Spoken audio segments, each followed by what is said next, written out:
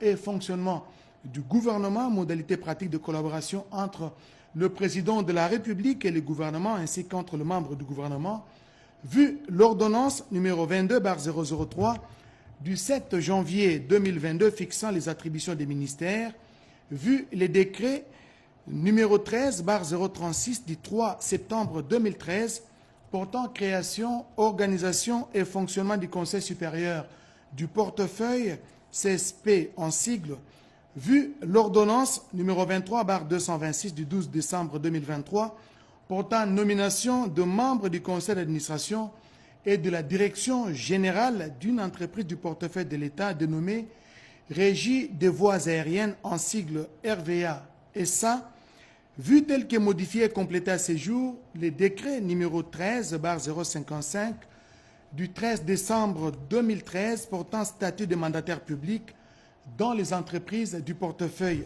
de l'État, vu les statuts de la RVA-SA considérant les indices graves et concordant des fautes de gestion relevées à charge du directeur général de la RVA-SA, notamment à la suite de l'incident survenu dans la nuit du 10 au 11 septembre 2025 à l'aéroport international de Ndjili, considérant la nécessité impérieuse de préserver les intérêts de l'État au sein de la RVA-SA, considérant l'urgence, arrête. Article 1er. Est suspendu pour une durée de 3 mois et à titre conservatoire de toutes ses fonctions au sein de la RVA-SA, entreprise du portefeuille de l'État, M. Ngoma Mbaki Léonard, directeur général. Article 2. Une enquête est ouverte afin d'établir les responsabilités et les rapports y afférents sera transmis à la haute hiérarchie conformément à l'article 9 du décret numéro 13/055 du 13 décembre 2013 portant statut de mandataire public dans les entreprises du portefeuille de l'État tel que modifié et complété à ce jour. Article 3. L'intérim du directeur général suspendu est assuré par le directeur général adjoint conformément aux textes légaux et réglementaires en vigueur. Article 4.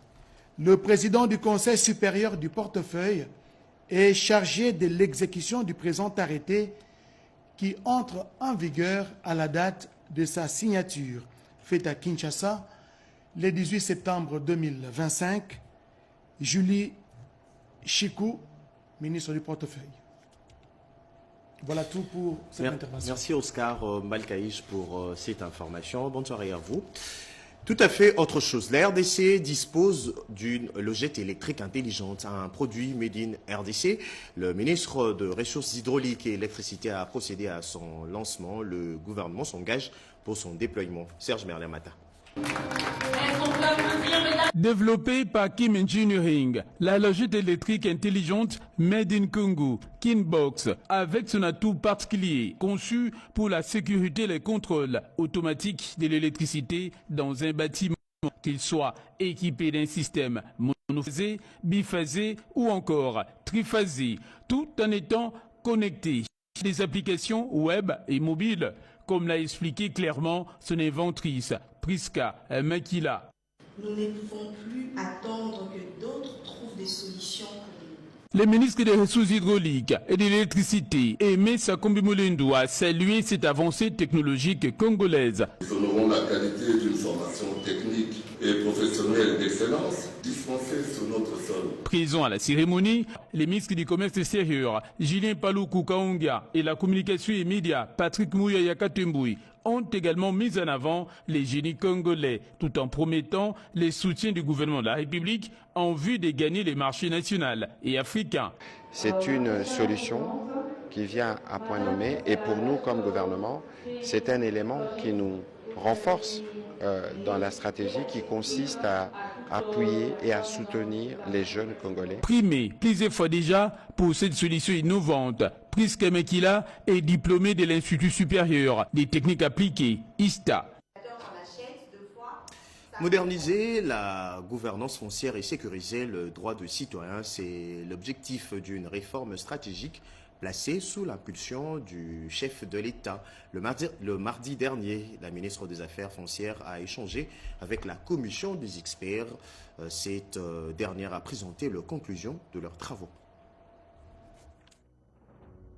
Son Excellence, Madame la ministre des Affaires foncières, Oné Gentile, a reçu ce mardi 16 septembre la commission des experts venue lui présenter les conclusions des travaux de relecture et de réécriture de la loi numéro 73/021 du 20 juillet 1973 portant régime général des biens, régime foncier et immobilier ainsi que des sûretés. Initié le 30 août dernier lors d'un atelier de relecture solennellement ouvert par la ministre, ces processus de modernisation constituent un tournant historique dans la gouvernance foncière de la République démocratique du Congo. Selon Maître Augustin Kabaka, premier vice-président de la commission, les rapports remis à la ministre contiennent non seulement un projet de texte consolidé, mais aussi des propositions d'innovation majeures issues des débats d'experts. Visiblement satisfaite du travail abattu, Son Excellence, Madame la ministre, a salué l'engagement et la rigueur des experts tout en réaffirmant sa détermination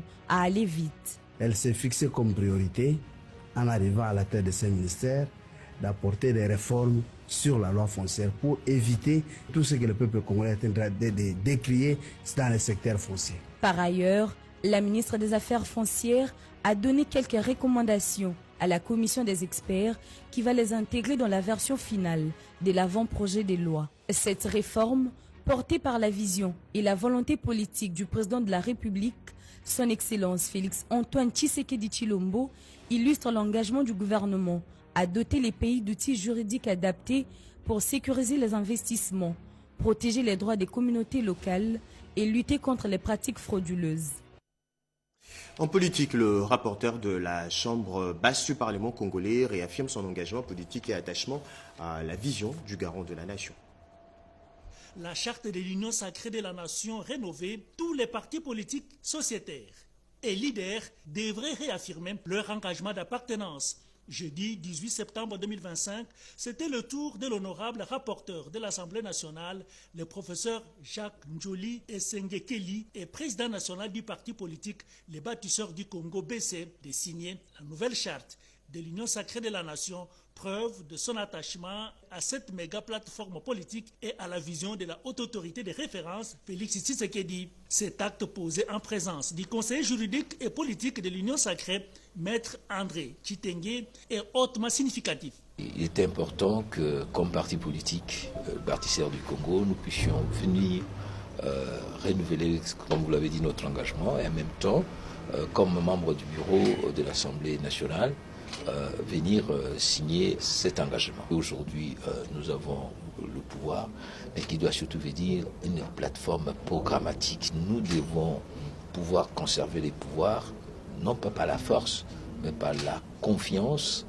et la légitimité que nous allons gagner par le travail. Juste après, le rapporteur de l'Assemblée nationale a échangé avec le secrétaire permanent de cette plateforme, André Mbata. Tous les cadres du parti Les Bâtisseurs du Congo mobilisés autour de leur leader Jacques Njoli ont rehaussé de leur présence cette cérémonie hautement politique.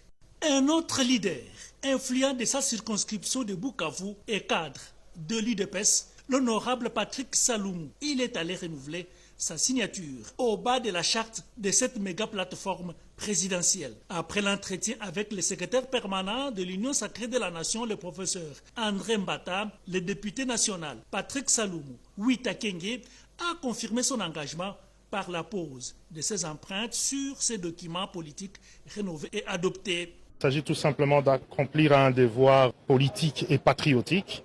Notre participation à ce stade, c'est celui d'accompagner cette vision-là qui est portée par le chef de l'État, apporter notre engagement dans cette orientation qu'il a déjà donnée. C'est même ça l'utilité et le sens de l'union sacrée. Nous avons une patrie menacée à sauvegarder, les défis sont pluriels et le tout premier, c'est la sécurité, la paix à l'Est. C'est donc avec fierté que cet élu de Bukavu a accompli ses devoirs de haute portée politique.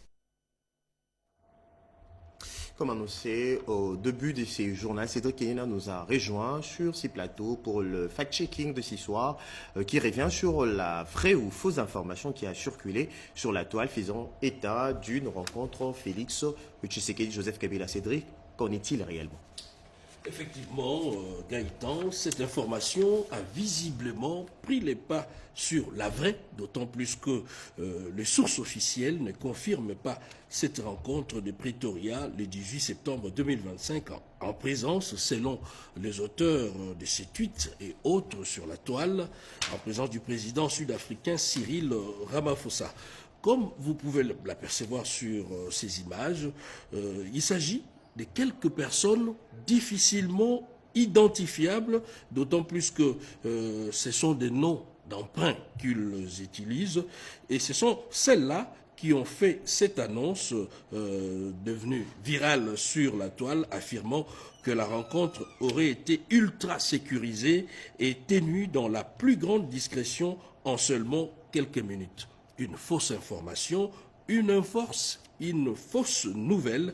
Mais alors la grande question est de savoir quelle est la bonne information dans tout ça. Le président Félix Tshisekedi s'est effectivement rendu à Pretoria à cette date, mais dans le cadre strict d'une visite officielle de travail avec le président sud-africain Cyril Ramaphosa. Plusieurs médias crédibles comme Radio Okapi, Jeune Afrique ont confirmé cette rencontre bilatérale centrée sur les relations diplomatiques et économiques entre la République démocratique du Congo et l'Afrique du Sud.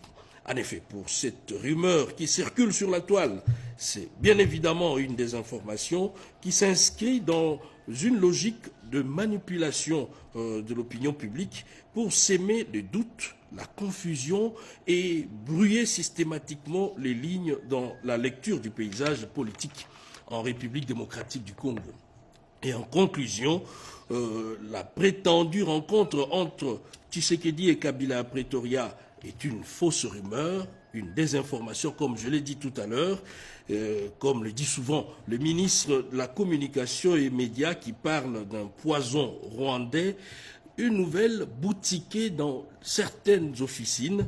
Et avant de relayer ce genre de contenu, il est crucial d'abord de passer à la vérification des sources fiables et officielles.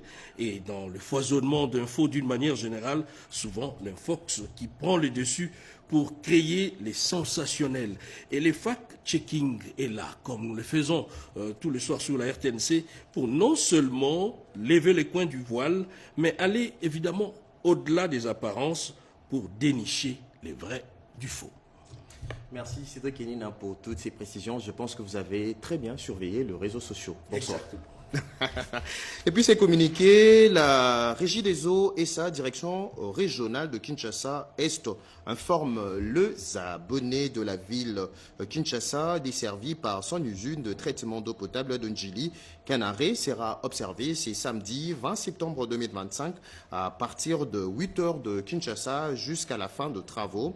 Cet arrêt fait suite aux travaux de réparation de 4 fuites sur ces conduites de refoulement d'eau DN 1200 et DN 700 au croisement du boulevard Lumumba et avenue Liboké, quartier Salongo, limité. Par conséquent, une interruption sera observée dans la fourniture d'eau potable dans le commune et quartier ci-après. Salongo, limité, Maré, Monzimbile, Dingi, Tomesa, Massina, Kingasani, Njili, Mokali, Kisanso, Mi-Kondo, Badara, aéroport de Njili, Matete, Limete, Lemba, Mbanza-Lemba, Livulu, Rigini, Unikin, Ngaba, Yolo Nord, Yolo Izo, Mombele, Kinshasa, Lingwala, Barumbu et Gombe, quartier Basoko. La Régie des eaux SA prie les abonnés concernés de bien vouloir s'est constitué de réserves d'eau et de l'excuser pour ces désagréments et le rassure du rétablissement de la desserte aussitôt la fin de travaux. Fait à Kinshasa le 17 septembre 2025, le directeur régional de Kinshasa-Est, ingénieur Adolphe Kamonaye Lou au Congo. C'était votre journal de la rédaction coordonné par Ati Tundwango, réalisé par Simon Kankolongo, Junior Luyeye, Liévin Yoba et Ruben Kumbu. Et jour de naissance à Yolande Voka, journaliste à la RTNC.